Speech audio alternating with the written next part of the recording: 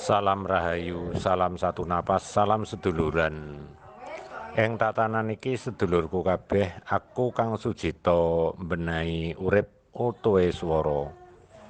Luluh swaraku, luluh kuasaku, luluh hawa nemoni dawuh-dawuhe utuhe swara kuasane urip.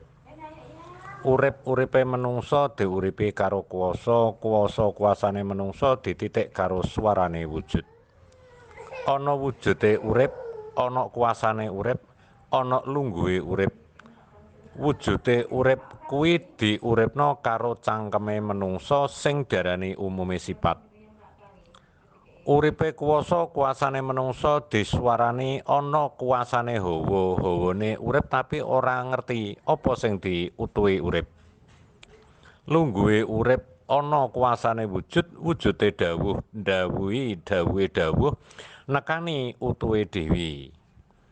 Ing madyane laku ana wong sing diarani urip ana pikiran, urip ana tatanan, urip ana titikan.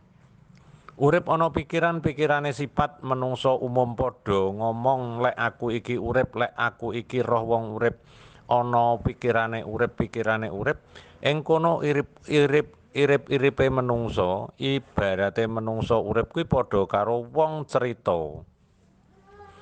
Lamun tok urip iku mau kudu ketemu karo apa sing dikarepno. Ing tatanane lakune wujud-wujude urip, nok kono diuripi karo swarane tatanan. Tatanane urip iku ora bakal iso ketemu yen sampeyan durung gelem mati. Urip sanjerone mati, uripe ucapan ketemu ana matine rangkaian. Rangkaiane menungsa kudu mbok nyatakno apa sing mbok ucapno ana kono kudu iso ketemu karo nalika kowe duwe paugeran ucap. Nalika kowe duwe keteguhan urip, gayuhane ucap, ing kono sampean kudu iso mbuktekno Nondi buktine lakune urip iku mau kudu mbok temoni nganggo mati. Matine ucap ya kuwi cap-capane urip. Uripe menungsa ora bakal iso ketemu apa-apa yen kowe durung mati sakjerone laku. Uripe menungsa kudu mati, matine laku, lakune wujud kudu tumeka. Artine ngene dulur. Yen to ana wong urip sakjerone mati, uripe ucapane sampeyan sampean utuhe duwe gayuhan, apa sing wis mbok yakini, apa sing wis mbok garisno karo pikiran, ing kono sampeyan kudu wani ilang teko pikiran, ilang teko kesadaran, ilang teko keluhuran, ilang tekan swarane wujud, mula diarani wong edan. Kuwi endi ana menungsa dandan lakune ya kuwi sing diarani wong lali karo kesadaran. Mula urip sanjerone mati ya uripem dhisik, nek kowe urung urip sanjerone mati, kowe urung bakal iso mati sanjerone urip. Lamun to mati sanjerone urip, yen wis kowe ilang kesadaranem, lakonem bakal iso urip ketemu apa-apa sing diwujudna karo sing nguasani wujud. Mula akeh wong padha ngomong mati sanjerone urip iku mestine kurang tepat, merga matine pikiran iku ora ngerti gayuhan. Gayuhan nemoni kowe kuwi nggayuh apa nek kowe urung ketemu, kowe urung bakal iso urip. Mula uripe ucapan aku ki kudu ngucap apa, aku ki kudu ndek keteguhan apa, nok kono sampean kudu iso mateni conto. Aku iki duwe keinginan ketemu karo jati diri. Nah, iki sing diarani urip dhisik. Dadi uripe ucapanem iki sing wis mbok torehno utawa sing mbok teguhi. Ing kono sampeyan bakal goleki jati diri. Isane ketemu jati diri nganggo apa? Nganggo poso.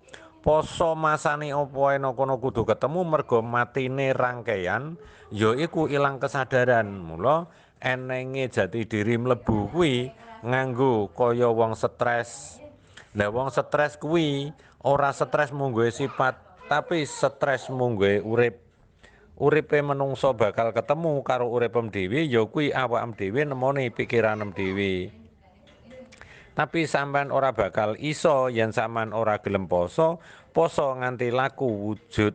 Ya kuwi ketemu karo urip merga urip ketata karo swarane pikir. Dadi dulur, yen eneng wong goleki urip nek sampean urung gelem nglakoni jati diri sampai ilang kesadarane sampeyan, ya kuwi ilange pikiran tapi uripe tatanan.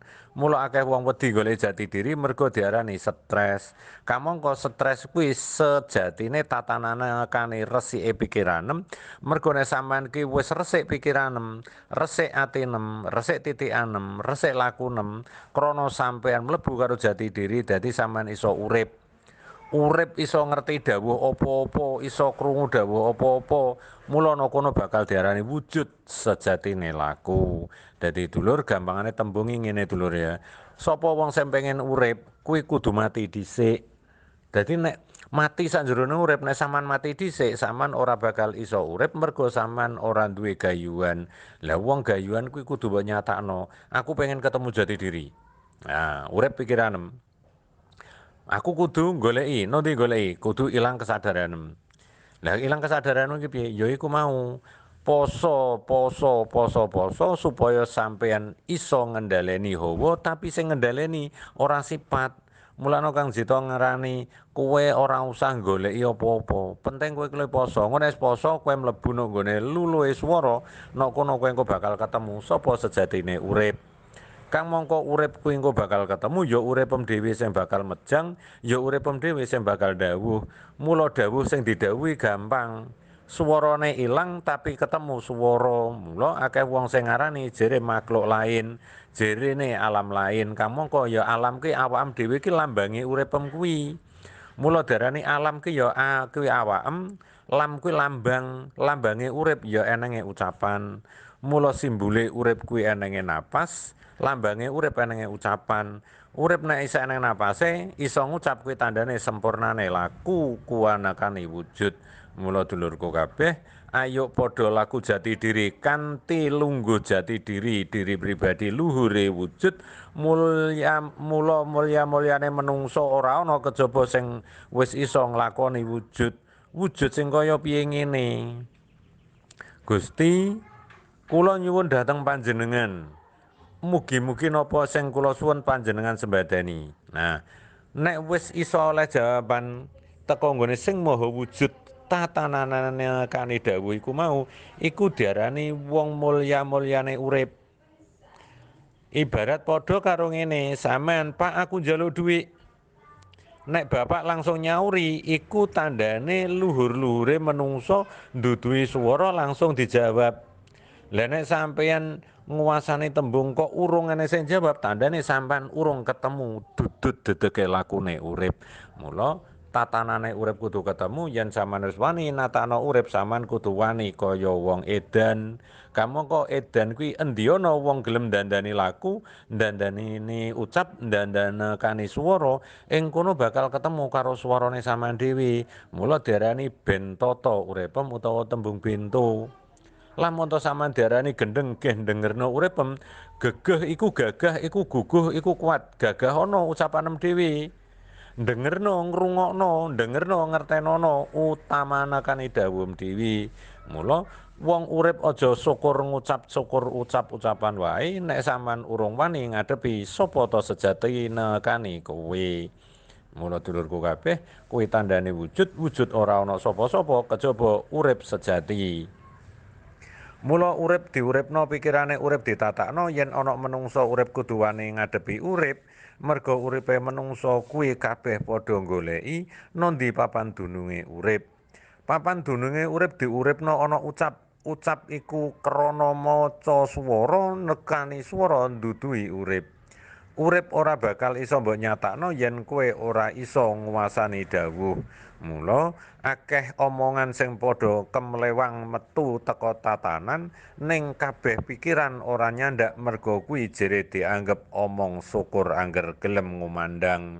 Mula apa sejatine lakune menungsa kudu wani ngadepi wujud, wujude menungsa kudu ketemu karo utuhe swara, swara nyuwarani dawuh, dawuhe sampeyan sing bakal diwujud karo Sing Maha Kuwasa. Mula dulurku kabeh, saenenge laku urip kudu ketemu wujudem dhewe, saenenge urip kudu ketemu dedekem dhewe, saenenge urip kudu ketemu lungguhem dhewe. Mula lungguhe menungsa kudu iso nemoni hawa nindakno laku, hawa nindakno dawuh, hawa nindakno swara. Suarane urip diuripi, suarane kuwasa dikuasani, suarane wujud ditatai.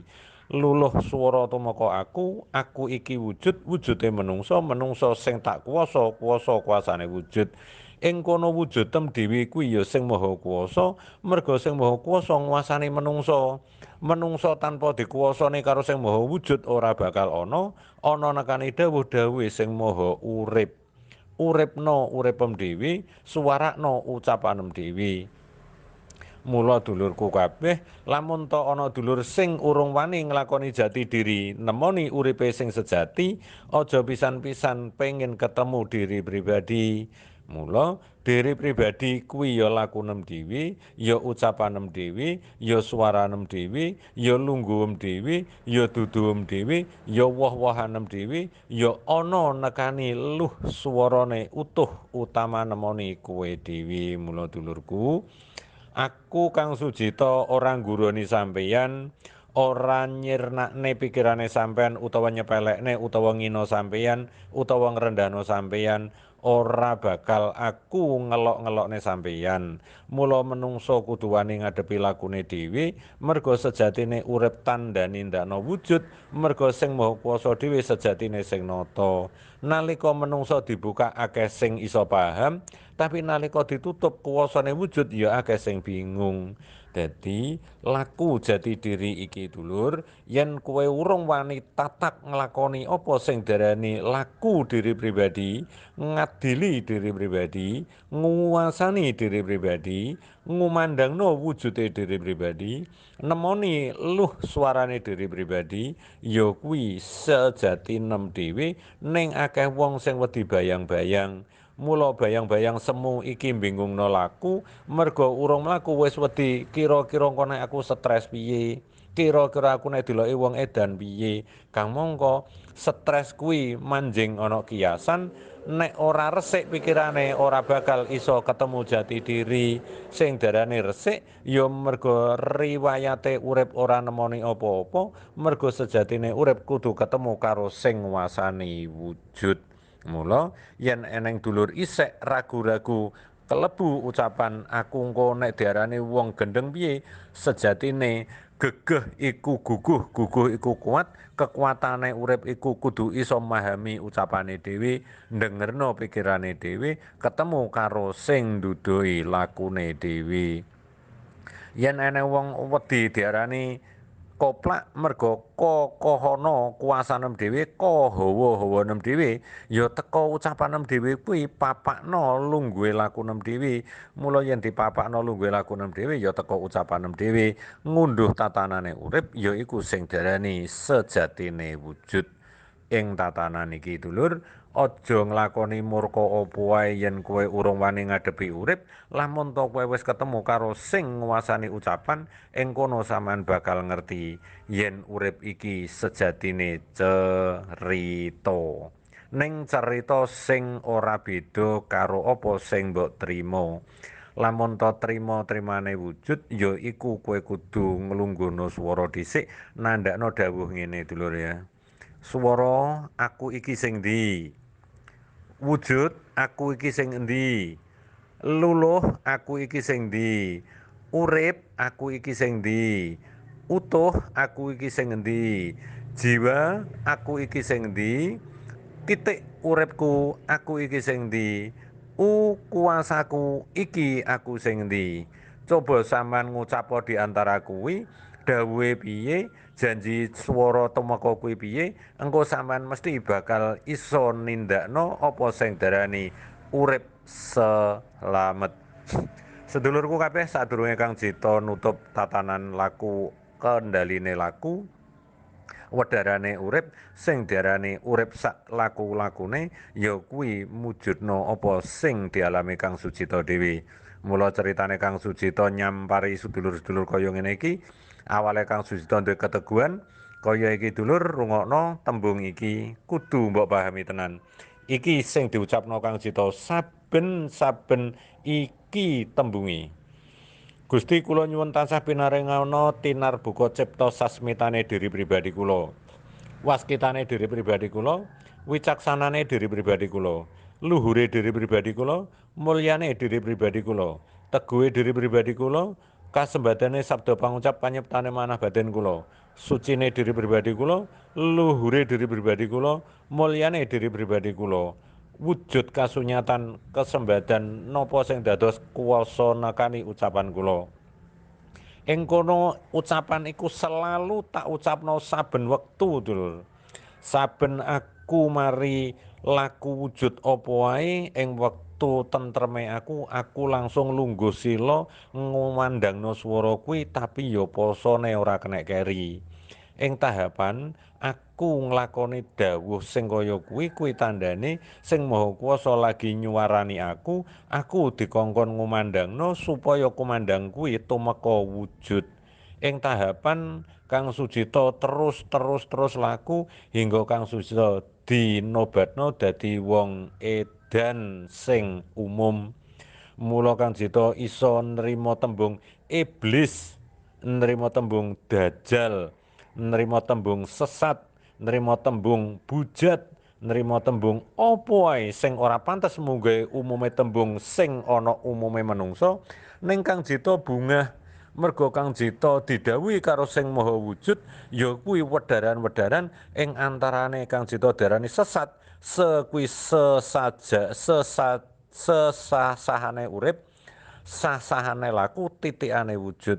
Dadi sejatine sak jerone tatanane urip iku ana wujud.